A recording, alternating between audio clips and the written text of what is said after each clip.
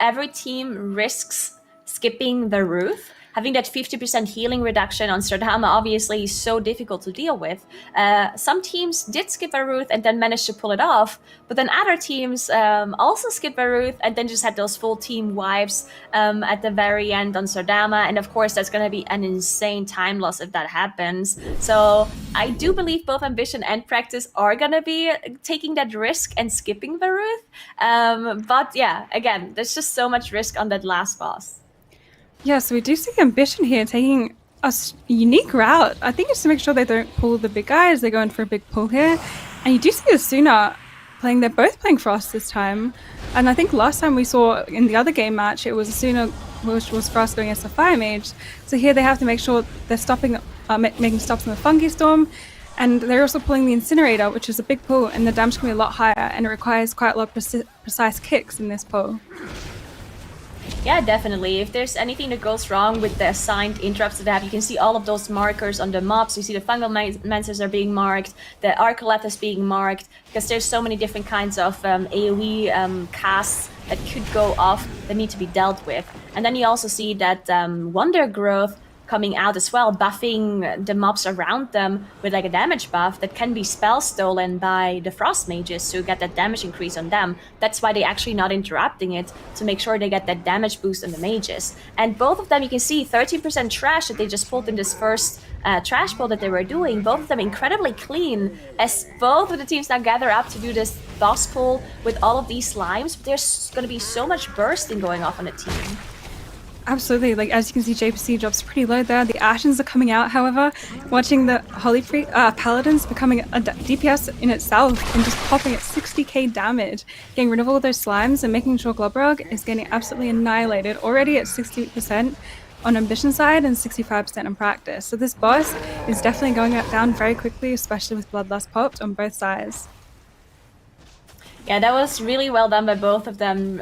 They used a lot of immunities as well. If you can see, both of the mages used that ice block, and they also used their dwarf racials to make sure they can get rid of those really high bursting stacks from the slimes that went down. And when they are fighting Globgrog, they really are in a little bit of a timer to be able to finish off the boss before too many of these slimes spawn. Because of course it is tyrannical, so this boss does have quite a lot of HP. And with the comp that they're running, they really don't have as many CCs for these slimes. You can see the Windwalkers you see coming up as well. But then they have the blind from the rogue, and if that runs out, then they're all of a sudden going to be short of CC. Turn Evil is a tool that the Paladin can use, but it's a bit risky because the mob is still going to be walking around, and it could have bad RNG and just like turn into the boss as well. Into it, yeah. I mean, as you can see here, like Ambition is already moving it to the island and getting ready to go to the next area.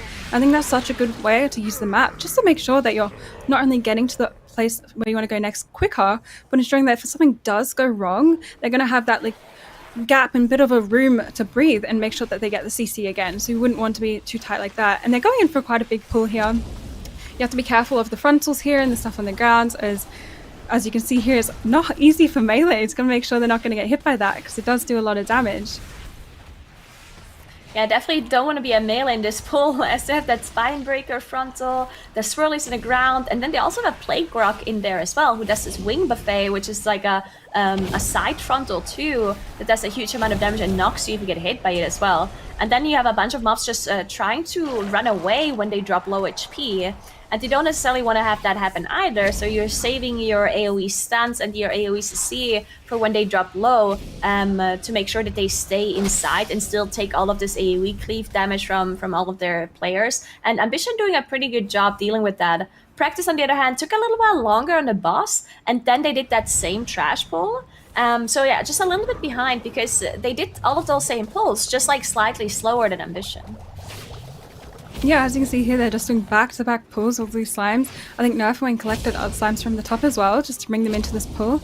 And you see Asuna popping cooldowns here just to make sure this dies pretty quickly. And as you can see, the stacks on the JPC that like are going to ramp up here, it's going to do a lot of damage. They have to be careful here and make sure they're not getting hit by the detonations or anything like that. In Practice is going in, doing the similar pull. As you can see, Ruff, he's got his meta up, because this must be a hard boss, hard trash pool to make for the tanks here, so they have to be careful. Yeah, definitely very difficult for them to handle. As I just realized that there's a little bit of a difference in the mages. Both of them are playing Frost, but Asuna is actually running Venthyr Frost Mage, while the more commonly Covenant is Nightfay for Frost Mages, and you see Solvina on practice is running that one. So a little bit of a difference in Covenants here, interestingly enough. And then I checked which kind of anima powers all of their damage dealers took. You guys can check that as well if you go to mdi.gcd.tv. You can check all of the Covenants and the anima powers as well that they're taking as well, and the gear. And it looks like all of them are going with this bolstering power to make sure that they're getting this extra damage whenever mobs around them die. But then it looks like, I'm not sure if there's a little bit of an issue or if JPC forgot to pick up a power. At least it doesn't show on the tool right now. That, of course, would be really bad for Ambition if one of their damage dealers is missing one of those anima powers. Absolutely, because as you say, like the Tormentors is the additional fix for the season, so not making use of that, especially if the powers are giving you a buff, that's really not great. But like as you said, Asuna is playing Venthyr compared to the other spec, and I'm pretty sure, you can correct me if I'm wrong, but Venthyr is the better Covenant for single target, I believe, so they're really pulling the Frost and the Rogue to do more prio focused damage, while you do have that Monk that's going in and doing lots of AoE on big packs. So being able to have both of those is going to be really good for the groups to be able to do pulls efficiently. Yeah, I think you are right. Venthyr definitely more of a single target focused Covenant, while you have this shifting power with the Night Fae, which is this like uncapped AoE kind of ability that that makes you just do a little bit more AoE damage. But I do think Plaguefall is one of those dungeons where you have a lot of high HP targets that need to be focused down, and it looks like Ambition just thinks that the rogue single target is not enough. They'd rather have more of this priority target damage with their Venthyr Frost as well. We'll see how that works out. So far, Ambition obviously being ahead makes me think that that maybe is the better choice, unless it just has to do with the efficiency otherwise that they have as a team. But now, as they both are fighting Dr. Ikis, we'll see what they do with these Plague Bombs. Usually what we see is that they just ignore the first Plague Bomb and then use their immunities to survive the explosion. But we'll see what Ambition is doing here. Yeah, as you can see, they went out and he stunned the slime, and then they incapped it with the Monk, since they can get used to that, because you obviously do not want the slime to be there to reduce the damage that they can do. So just getting that out and seeing that properly, and as you can see it, I don't think they're going for this bomb. Correct me if I'm wrong, but they're just letting it go off. And then they use their immunities here. As you can see, there's the cloak and the block, like you said. And hopefully, I'm pretty sure they should be good for the next one. I don't think they'll need to kill a bomb, but you never know. You could see some differences there. Yeah, sometimes they might be making a decision depending on the cooldowns that they have. It looks like they do have a few offensives still left that they could be committing here. I think it really depends on the congealed slime that spawns here. You saw the Ring of Peace come out of onesie here on that Windwalker, making sure the congealed slime is away from the boss. But if something goes wrong there and the congealed slime maybe doesn't get knocked away, or the CC is being broken, then it's going to be super hard to make the damage check on the boss. But no problem for Ambition, as they're now finishing off that boss as well. Practice on the other side now also reached that last phase, and they also used that Ring of Peace plus in-cap combination of that Windwalker on Riku, and it looks like they might just be fine as well. And Ambition, they just skipped that Tormentor, so they're not going to be dealing with the Ruth, which means they're going to have that 50% healing reduction on Surdama. Yeah, like we did see Ambition do that the other time, and it was very successful because they didn't have any deaths in their Plagueful run. So hopefully we had the same results from that. But it is an extra risk to put, because on Surdama you do have the ticking damage that's going on the group, so they need to be careful with that, especially with the healing reduction. And I believe that Practice also just skipped the Tormentor as well, so they're both going for that more risky end boss, but it does save a lot of time. As you can see, Ambition coming down, about to pull Donut, and I believe they're going to pull all the trash here in with the boss, is what we see them do last time. Yep, it's a massive pull here that they have to be careful with, and obviously they have to stun these bulwarks to make sure that they can do damage. But here they go, they are pulling the boss with it, yeah. Yeah, there's the Venom Blade coming in, and you can see the Ashen already being popped by Ellesmere, making sure all of that extra healing plus damage is coming out of the Paladin. But this is really risky, and you can see all of these Stealthlings spawn around the corners as well that need to be CC'd. We see the Fear Sigil being used by Nerf to make sure those Spiderlings don't jump. But if there's any of the Spiderlings that they miss and they're going to be jumping around on top of that bursting they have to deal with, plus the damage of the boss, it can be really deadly. But it looks like they're doing a really good job. Honestly, I'm like so impressed by how they do this pull because there is 3 ambushes in this, so they have to be so careful. And as you can see, Ellesmere's dropping really low. I think Leon Haynes just went out on JPC and he was cloaking, so it's a pretty scary pull. And there's a lot of mobs out right now with the boss. And this boss is not easy, as you do have the stun that comes out on random players as well. So they have to be very careful because there's just a lot of ads we have to watch and be careful here. And Practice, I believe, just did the same thing, if I'm not wrong. They just pulled everything together. Yeah, I think they did, and this looks so scary for both of the teams. You see Ellesmere is just so low as he still had the forbearance from the bubble that he had used. He's actually out of any of those defensives. He doesn't have Lay on Hands or a bubble left at this point. And Satsi going down for Practice as they do have a battle rest available, but Rock goes down as well. This might just be unrecoverable for them as they only have those engineering rests and it's just too long to get off. Wow, look how fast this happened. Their Paladin goes down and immediately afterwards the whole team just dies. You can see just how difficult this pull is and how impressive it is for Ambition to pull it off. Absolutely, like Ambition made it look like such an easy pull. And you see all these players in the competition do all these massive pulls, and because they're all pulling them off, you think, wow, it can't really be that bad. But then you do see how quickly things go wrong. Like, for example, here for Practice, Sasi died and then the whole group was dead seconds later. So it really is these hard pulls. If you make a single mistake, it can really just like snowball into so many different things going wrong. And they did actually wipe here, and obviously that's going to waste a lot of time because they did pop CDs on that as well. They need to re-pull it again. And I think Practice is also just going for the same pull again. They probably killed some stuff, so it'll be a bit easier. But on Ambition's side, they've almost got the boss dead. So they're almost an entire boss in front of Practice. So they're going to be ahead here, which is going to really put Practice in a poor situation.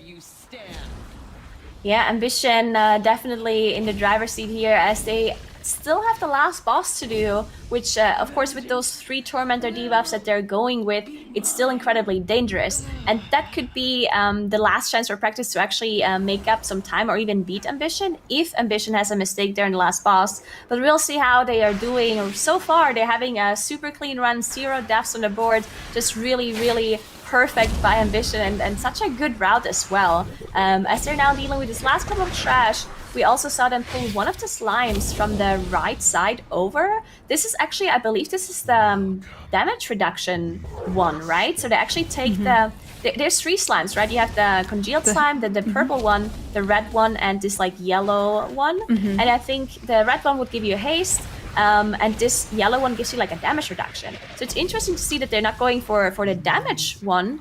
They're rather going for the damage reduction, but it makes sense because they have that 50% healing reduction on the last boss, right? So they're going for a little bit of a safety here.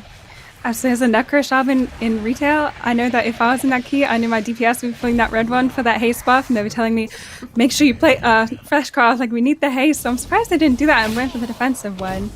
But as you said, like they have 0 deaths. Last time we did see a 0 death 50-minute run from them as well. So hopefully we're going to see like something very similar coming into play here and just a super clean run. And it's going to be great to see how Ellesmere and the team rotate their defensives and whatnot just to ensure that they're not going down from this 50% healing reduction as they engage the boss.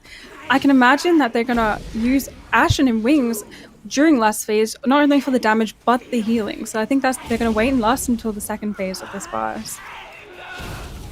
Yeah, they definitely have to assign all of their offensive cooldowns perfectly for all of those 3 phases of Margrave. Because of course Margrave is percentage based, so the quicker you push her to a certain percent, the less abilities she's going to cast. And the one most important ability you want to skip is that Infectious Rain. It is the AoE damage that is being casted in a group that stacks up this disease that keeps ticking on the whole group. And with that 50% healing reduction, that's going to be unhealable when you run out of defensives like immunities like Cloak and Ice Block. So that's why they're assigning their cooldowns for different kinds of phases to make sure they're only getting one of those rains. So that's, as you mentioned, the Bloodlust being popped now in that second phase, which is the longest phase where you have to get the most percentage done of the boss.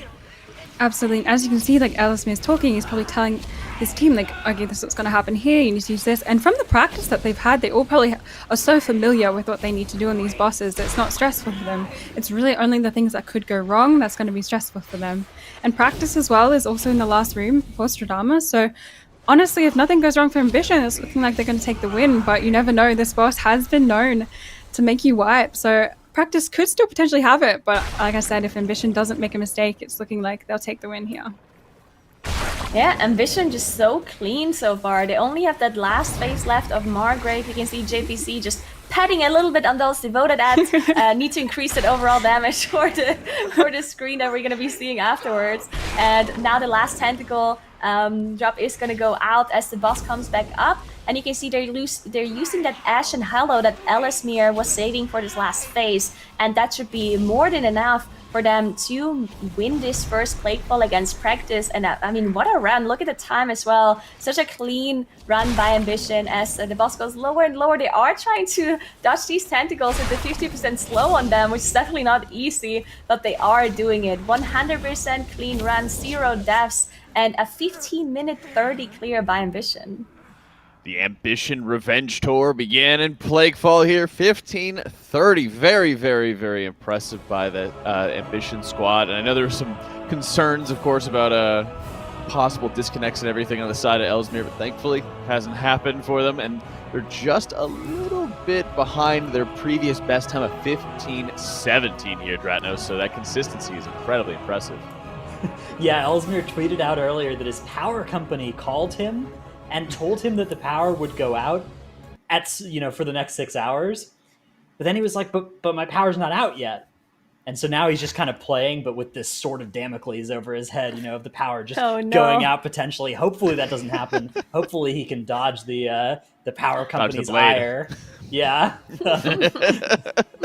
There you can see the overall damage and healing for this run. Very impressive from Ambition. But you know what? Practice, aside from that one wipe, we're keeping this one so close also.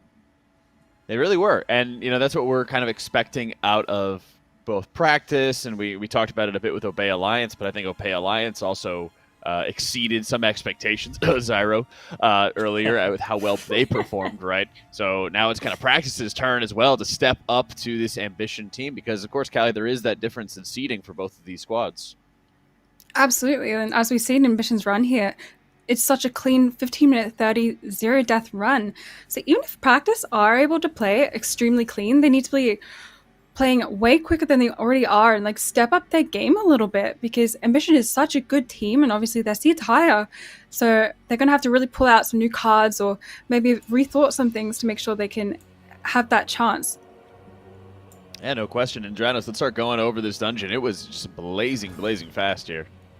Yeah, I was actually really impressed by both teams' capability to make some of the most dangerous pulls in this dungeon work out as well as they did. Here you can see that first pull coming out, letting that one tick of the Wonder Grow going out, getting some spell steals for extra value onto the mage, and also Practice able to do, a comparably impressive first pull of the dungeon also. So again, huge credit goes here. We have seen this pull cause a tremendous amount of trouble for a lot of teams, and Practice coming in as our 10th overall seed, able to execute and lose 0 time on most of these pulls compared to Ambition is incredibly impressive. This boss, we also saw a mirror strategy coming out of both teams. Neither team was making early commitments to these plague bombs, and they were both able to fire off all those immunities when it did end up exploding to keep it from actually killing all of them. And they also had a very similar quick and effective crowd control of that congealed slime. That congealed slime coming in can actually be extremely bad for time.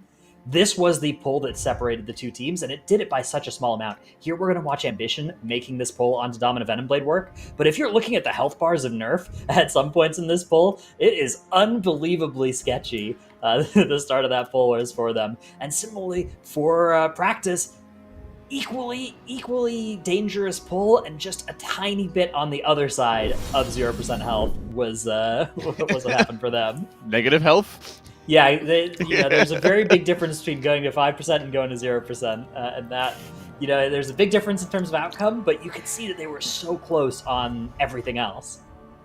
Yeah, and I think that's always a good way of highlighting just the sort of separation from these teams is kind of just a game of inches in a lot of respects. Just being able to kill off the mobs more rapidly, being able to better time your defensives and prepare for these things, and just how close some of these pulls are to just wiping in and out all the time. But with that, that's also going to push us into game number 2, Callie, which is going to be Inspires, which we've seen a couple different alterations for some of the routes. We've seen some variation as to where these teams are using spears in particular, like some of those double Hellion. Was it the Incinerator or was it the Executioner that was with the Hellion before the third boss?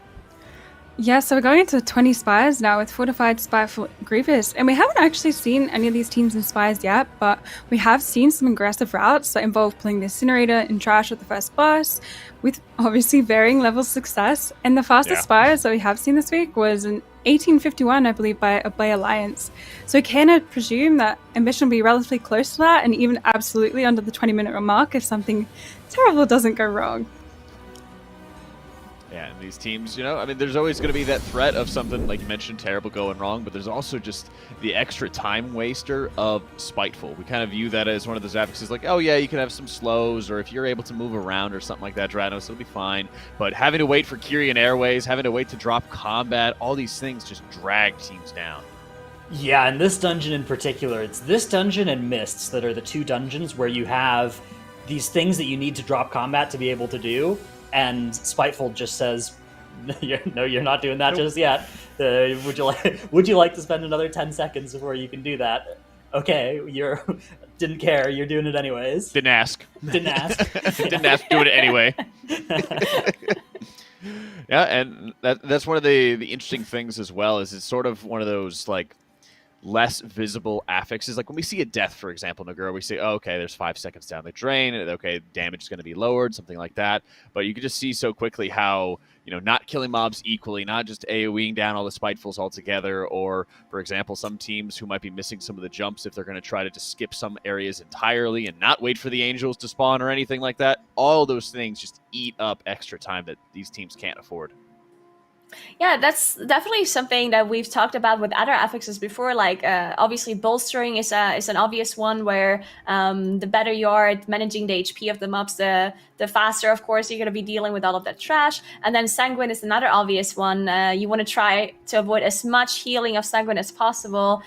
Of course, even on bosses, we've seen some heal to full HP and just cost you so much time. But Spiteful is just one of those affixes that, if played well, if you deal with it kind of like bolstering and you kill all of the mobs at the same time, then there actually is like a second where you do drop combat before the Spitefuls put you in combat again. So that is something that you could abuse theoretically in Spires, for example, and also in Mist as well. Because if you kill them all at the same time, you have this 1 second to click the Kyrian Airways or to open up the gate in the maze of Mists. So if that's something that Ambition or Practice is going to be doing here, then that's going to save them quite a lot of time. Yeah, and how well these teams are able to optimize those, because again, to your point, Callie, we haven't really seen much Spires out of either of these teams. So looking at how well they've been practicing, no pun intended, how well they've been preparing for some of these optimizations, because there's way too many times where we see some teams like, yeah, they had a pretty good strategy or something like that, but you start stacking up extra deaths, you start adding extra errors by these teams. You know, last week we had to deal with Sanguine healing in this dungeon, so this week it's all about how well they can deal with any of the spites going around. There's going to be a lot of little challenges that appear for both of these teams to be able to be successful. Absolutely. I feel like something that's going to be interesting to see is where they use spears, because obviously we see a lot of teams using the spears on the platform for the second boss. Ambition might not do this or Practice, but it could be a common spear spot. And we did see last time when we were looking at this, when there was a difference between using Ashen on this pool and not Ashen in this pool, and it actually wasted so much time for a team to the point when they were quite far behind. Alright, so it looks like we're already in the dungeon, and it looks like the Inky Black Potion is back. You did it, Chad. Well done. As we do see the Ashen Hollow being popped by both of these teams as they gather up this first pool. You see Practice actually having some issues as they're running a very interesting comp. Look at that. They're running that Rest Shaman, the Affliction Warlock, Shadow Priest, and Frost Mage. What do you think about that comp, Kelly? Honestly, I'm very biased towards the rest shaman, so I'm happy to see Zacian here with the Kyrian shaman. Obviously, we know that Kyrian shaman does do damage. Obviously, not as heavy in all one instance, but it does do a lot of overtime damage with their Vesper totem. And also to remember here that this dungeon has got quite a couple of kicks that they need. For example, the Rebellious Fist, which we saw the Goose Club die to at one point, did go off. And having that Wrestler Shaman is just that extra kick there. And they also do have the utility to blow the Spitefuls with their totems and even root the Spitefuls with the totems as well. So that could also be a good thing to have. As you can see, their practice has 3 ranged compared to Ambition with 2 melee. So that's going to be an interesting thing to see. And Ambition isn't going for that big pull on the first boss as we saw other people do. They're actually just doing the Incinerator first before potentially pulling the rest of the trash into the first boss. Yeah, that's actually a very good point, because these Goliath mobs, for example, I'm pretty sure a shaman can solo interrupt one of the Goliath, right? So no one else has to worry about that at all, which could be really interesting later when there's like a double Goliath pack as well. And if they want to pull it on top of other packs, then having that Wrestler Shaman kick can definitely be very valuable. But yeah, it looks like both teams are soloing that Arcaleth. It's interesting because we've seen teams either pull the Arcaleth on top of this trash pack or pull it on top of the boss with the trash pack. We've seen both of those teams not opt to do that though, as Ambition now is pulling the rest of the trash into the boss though, and also committing that Bloodlust. Absolutely. As you can see, like, Asuna is back on Frostmate, but I think it's Knife Vein now, so he's not Vent Theory anymore, so I think he might be going for more of like the AoE, a little bit like that, but it's interesting to see that they weren't doing that. And as you can see here on the practice side, they're both doing very similar pulls, and they're putting the lust here, and they're just going in for it right here. But another thing as well is that with Grievous, Shaman is going to allow for a lot more mistakes, especially because their output is generally a lot more outside of their cooldowns. So it's a lot safer things to do in regards to that. Yeah, that's very true. I remember when we still had Pride, and whenever I was playing with a Rest Shaman, I just felt so safe during the Pride because they had so many cooldowns to deal with the AoE damage. And when you play with a Paladin and there was no Ashen available, you were just fighting for your life, using all of your defenses, making sure you can stay alive. So yeah, definitely lots of throughput healing power from that Rest Shaman. And looks like Practice actually caught up quite a bit on the boss HP. Look at that. They pulled the boss later, but somehow ended up doing more damage. I guess it partly has to do with Alismir not having that Ashen available, right? He used it for their first pull on the trash, so they didn't have it for the boss. But Practice, you can see the Rest Shaman doing 10k DPS in that pull, just without any like insane cooldowns like a Holy Paladin has. Absolutely, and the Warlock too, probably mashing all the trash as well with the boss, doing lots and lots of damage compared to his other team members. So they're really just getting that boss down. Even though Ambition pulled the boss first, Practice actually ends up killing it before they do. And they're both going right here, I believe, getting ready to pull these mobs. And I'll be curious to see if they pull the Praetor with this, because as you want to know, like Spiteful, they do need to get those down before they can take the Angel. So you wouldn't want to waste time single targeting the Praetor to then have to single target the Praetor's Spiteful as well, which would waste more time. Yeah, it looks like they're gathering all of that together. Ambition doing the same thing on their side as well, as they're pulling that Praetor into the pack. Just gathering everything up before they get that slow in from the Frost Mage. That's incredibly valuable for this pull because these Stealth Claws do so much damage to the tank. They stack up this bleed effect that just does so much damage, and having that Frost Mage slow them down for you really, really helps out.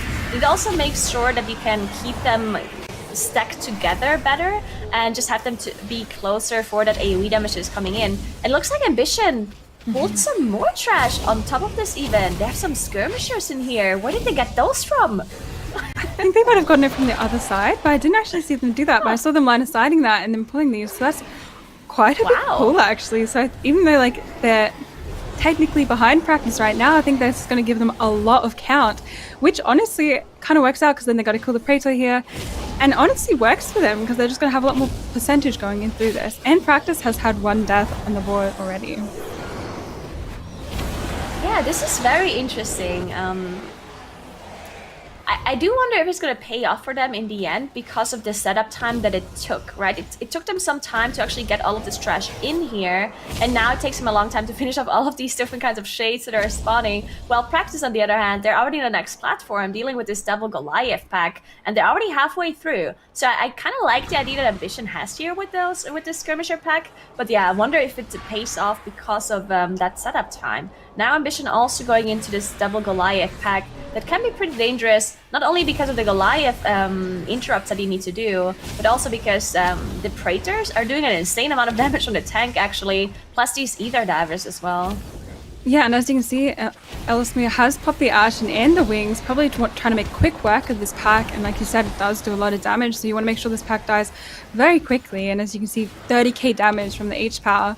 It's really just helping that pull and making sure it's so clean, and Nerf did pop his meta there too as well, so they're just trying to play that pull safe and making sure they have the CDs available that they're going to need to use. And Practice is going up here onto the next platform, and I'd be interested if they pull both. I'm pretty sure they're going to pull this Singular and then they're going to Spear above here, which is a common pull that we do see. And so hopefully they have the cooldowns to be able to get that trash deleted before they start casting and attacking the group. Yeah, it's definitely a dangerous pull that you usually want to make sure everything dies really quickly after the Spear stun is over, just because there's so much stuff happening from that pack. And one thing I wanted to mention real quick is that Drenako is absolutely blasting all of these pulls with that Affliction Warlock. Just insane damage coming out of that Warlock here. So a little bit of a difference in, actually not a little bit, it's a huge difference in composition, and you can really see the different kinds of strength between those comps. Ambition though, look at that. They didn't do that pack alone. They immediately went for the insanely huge pull.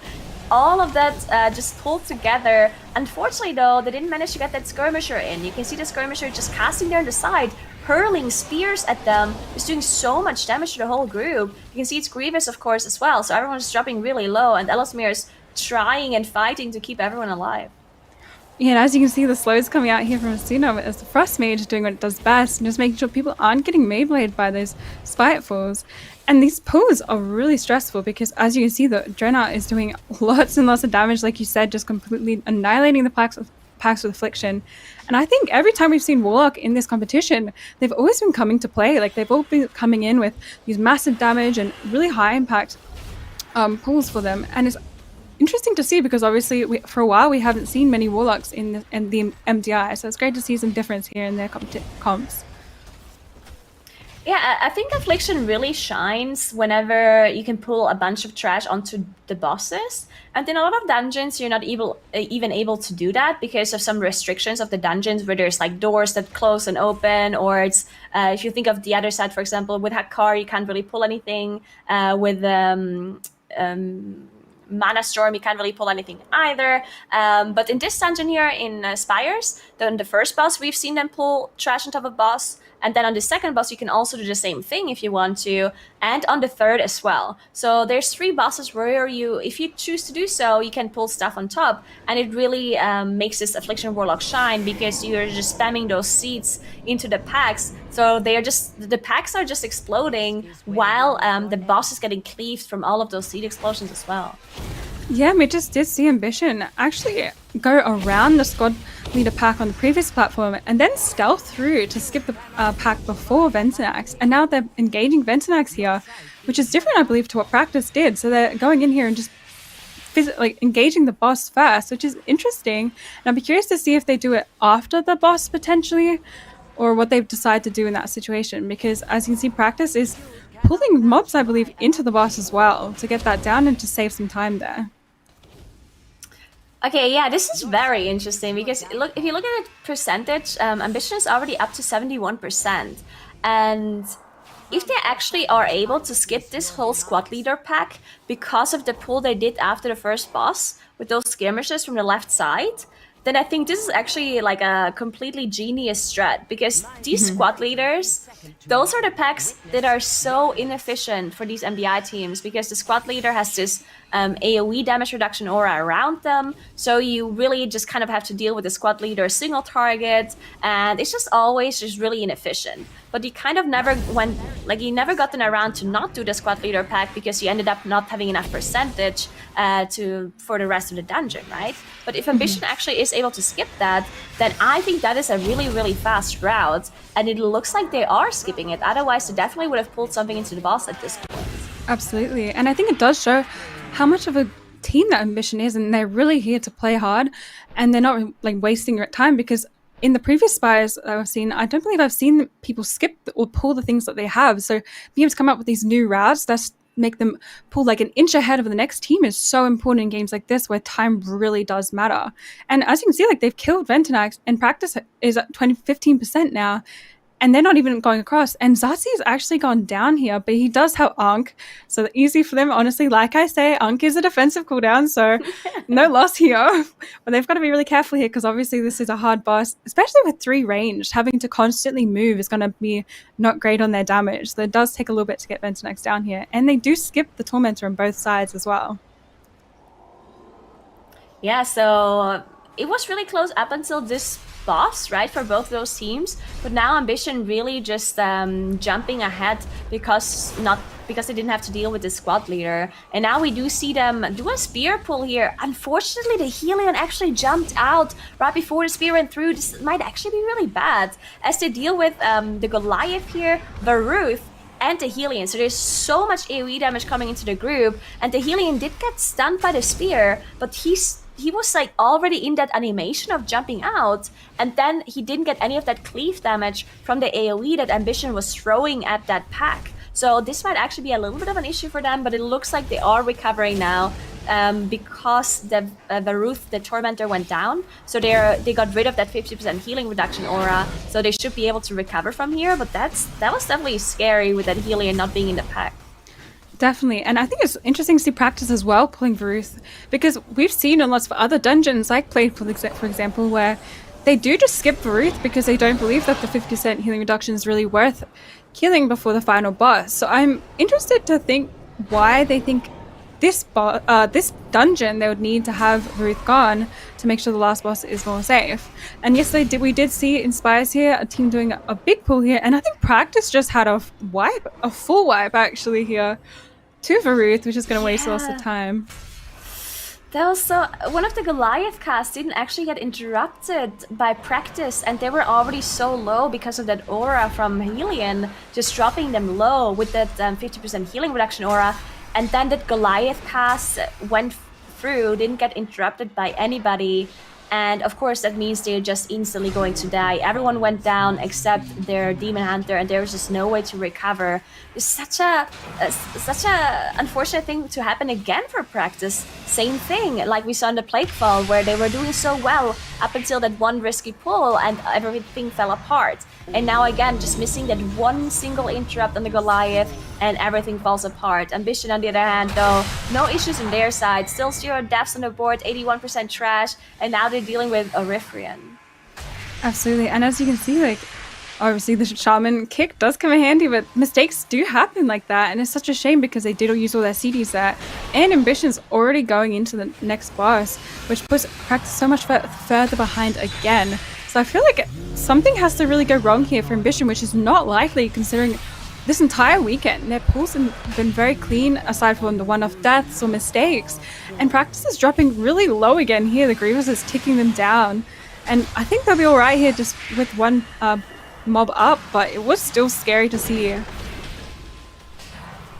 Yeah, looks like Ambition is actually pulling another pack into the boss here, so that's another scary pull, as they have a bunch of Justicars here, Wardens as well, that need to be interrupted constantly. The Justicar is casting this Dark Leash, as you can see, a Dark Lash, sorry, that is doing a little bit of damage to whoever they're targeting. And you can see JPC dropping really low because one of those casts went through. And then you have the Wardens who cast that greater heal that definitely also needs to be interrupted, otherwise they're just going to be full healing one of the other mobs. And then you have another magic effect as well that needs to be interrupted, otherwise one of the players is going to get that magic debuff that does a lot of initial damage and then also leaves behind a dot.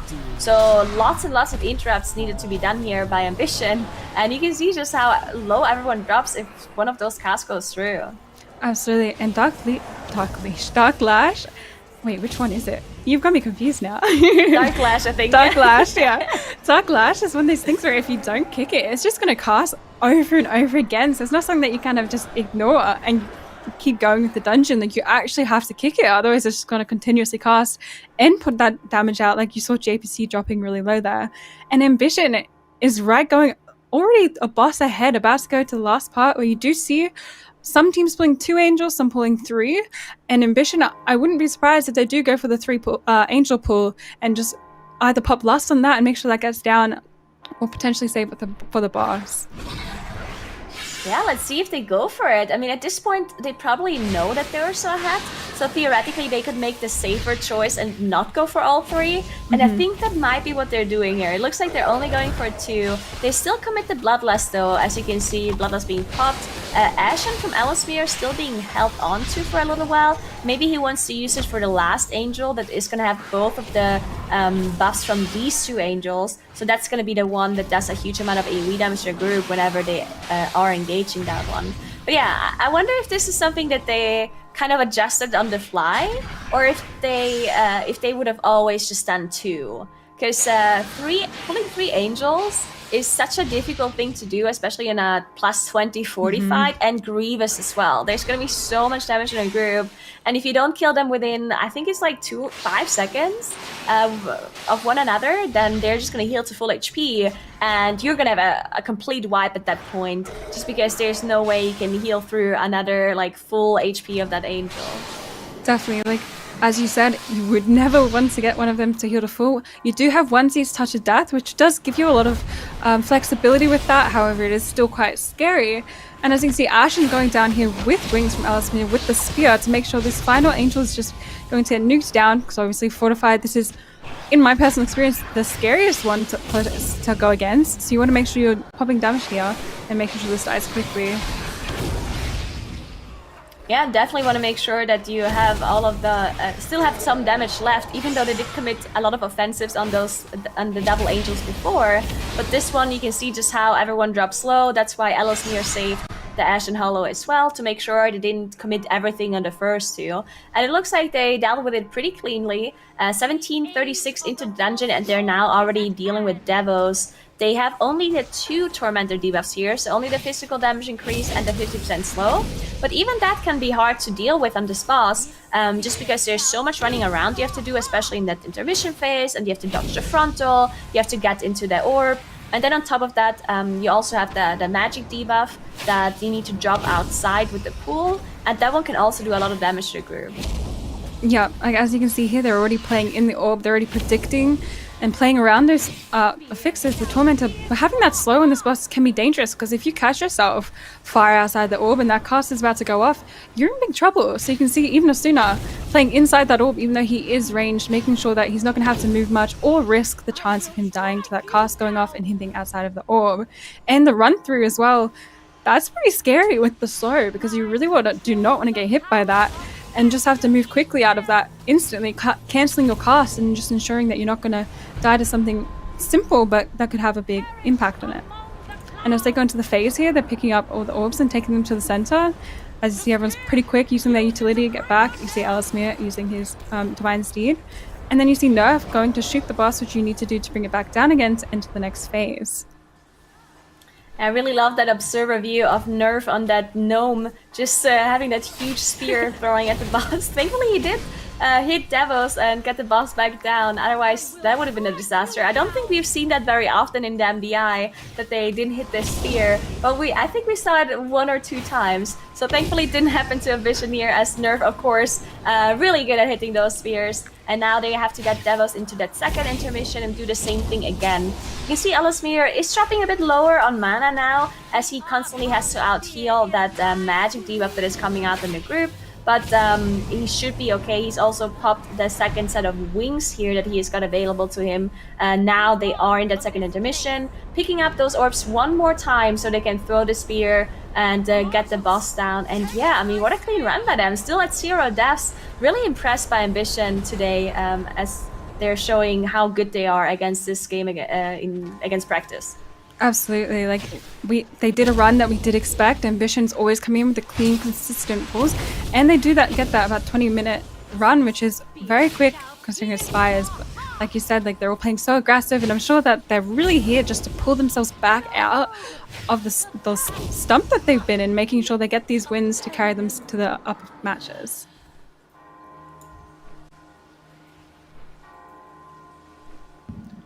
That's right. The time's ticking down there for Ambition as they take that victory here in game number 2 in Spires, and that is going to be moving them on throughout that lower bracket, and they will go back to face up against Obey Alliance. And again, that revenge route's just going to be continuing here, Dranos. Yeah, Ambition has taken their first win, but this wasn't the crucial one. The next match is the really, really